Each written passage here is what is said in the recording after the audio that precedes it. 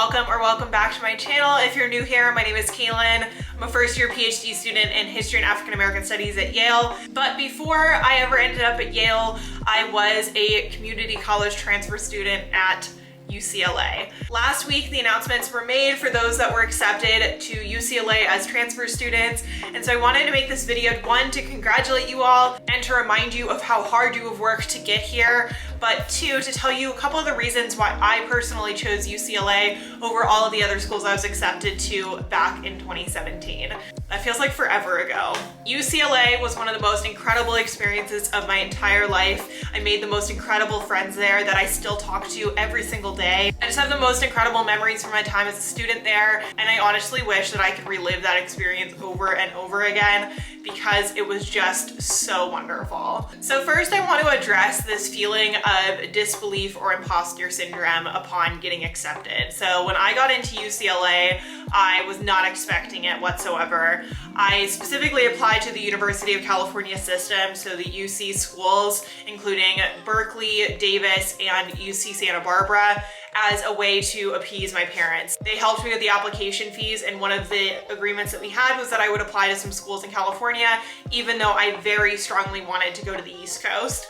My number one school at the time was the College of William and Mary. I wanted to study history, especially early American colonial history, and I thought that moving to the East Coast was the best fit for me. But the day that I was accepted to UCLA was perhaps the biggest mind shift that I'd had, other than changing my career from being a professional equestrian to deciding to become a student. So the day that I got my acceptance, I was actually at a horse show. I used to ride horses professionally, and I had checked my email and it said that the decisions had been posted for UCLA.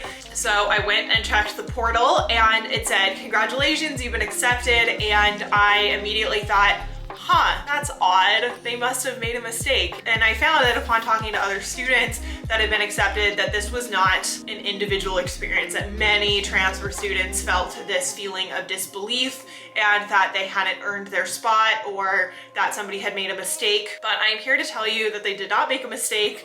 The admissions process at UCLA requires two reviewers to look over and accept your application. So it is not just one person making the decision, it is two people and the overall committee making the decision to accept you to the school. That means that two reviewers read your application thoroughly and decided that you were somebody that they wanted to see in the incoming class and to become a future Bruin. So just keep that in mind. That was information that was really helpful to me. And even though I came in with a lower than average GPA, I ended up getting into UCLA with a 3.4, which was well below the average. But I took the opportunity with the acceptance. I ended up attending UCLA and graduated with honors. I say that to remind you that even if you feel like you do not have the grades to have been accepted, you were chosen for a reason. They see opportunity in you. They see your abilities. You have proven to the admissions committee that you are a capable candidate and that you are going to do well within the UCLA system and that you are going to succeed upon arriving at UCLA. So now we're gonna get into the reasons that I ended up choosing UCLA. When I first got accepted, I did not think I was going to actually go. I had applied to UCLA on a whim, as I had said before, and I had zero intentions of moving to Los Angeles. I had zero intentions of actually accepting the offer that was given to me because I really wanted to go to the College of William and Mary. That being said, I ended up having a conversation with one of my friends, and he told me about their history program and the many opportunities that were available to me at UCLA, and so I began to do my research. And one of the main reasons that I actually gave UCLA a shot and decided to go was because of the history department as well as the African American Studies department. Though I didn't know it when I first applied, my interest in early America was primarily focused on race relations and slavery. And so being at UCLA would allow me to be not only within the history department, but to minor or major in African American studies as well. This was something that was really important to me at the time and became even more important to me as I continued my undergraduate career. The department played a huge role in my decision. This included things like the faculty, the types of courses that were listed. Do your research and make sure sure that the people within the department are those that you actually are really excited to work with. When I checked the faculty listings, I remembered seeing Brenda Stevenson, who was at the time one of the lead tenured scholars on slavery in early America, especially in Virginia, and I was just dying to work with her. And the second thing that was the most important was the classes that were offered by the department, and that I saw a wide range of opportunities within both departments that I could essentially make my education my own. The other thing was the requirements. The requirements were not too stringent within the history department at UCLA, and that was something that I really liked. And then the last thing was that they actually offered an honors thesis. So every school is a little bit different. Honors theses at UCLA and within the UC system are often voluntary, and you have to be the one to make the decision to actually do them. But I liked the structure of the honors thesis program at UCLA, and I made sure I did my research and talked to the admin within the department to make sure that that was going to be an option for me.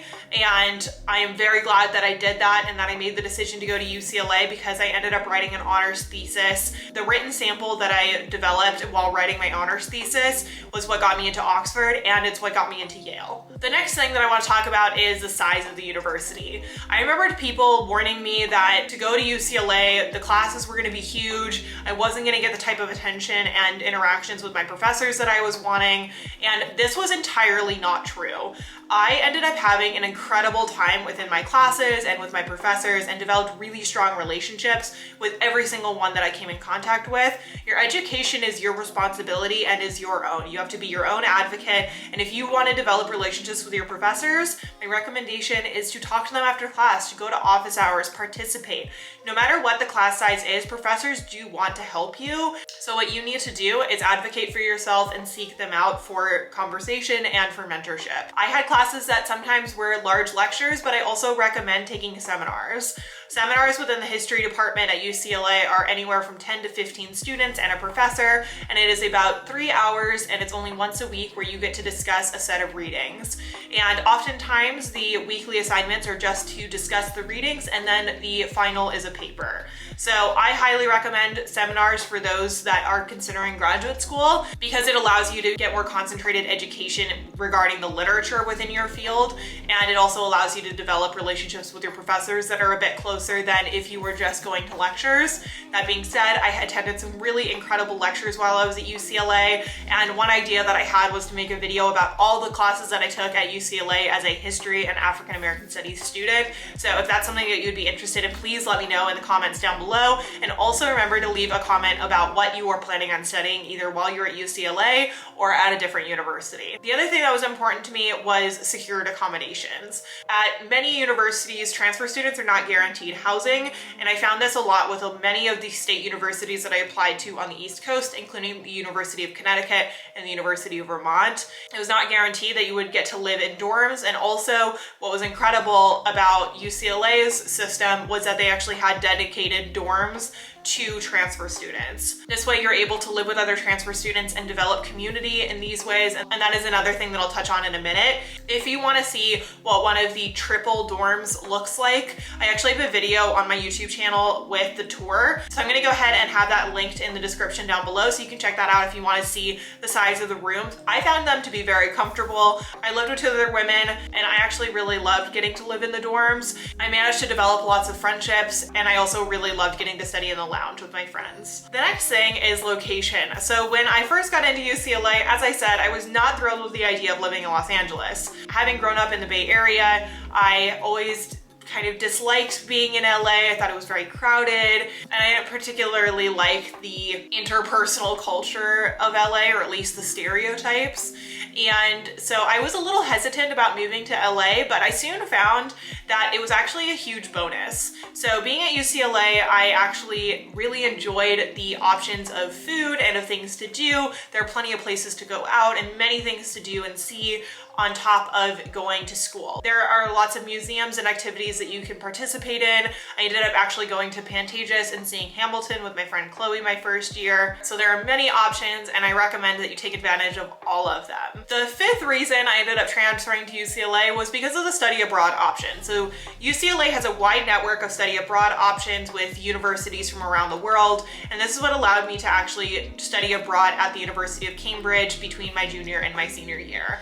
So if you want to know more about that, I actually have a video on the PKP program that I attended, and I'm happy to answer any questions about studying abroad at UCLA and what the process is like. If you have any questions about that, just go ahead and leave that comment down below. And then the final and most important thing that led me to transferring to UCLA was the community. The transfer community at UCLA is like no other. I had gotten into schools on the East Coast, and when I was hearing from the university, it seemed like I was just going to arrive on campus and have to figure it out myself. But when I went to UCLA for Bruin Day, they made it very readily apparent that transfer students were provided with the resources and opportunities in order to succeed as a community within a community. That you would always have somebody to turn to. There was the transfer center, and also there was a huge community of transfer students every single year. So it didn't feel like you were just being dropped into the university halfway through. This was something that was really important to me as a non-traditional student. When I arrived at UCLA, I felt like I was a little bit older than the average student. Many of my colleagues that were even older than I was,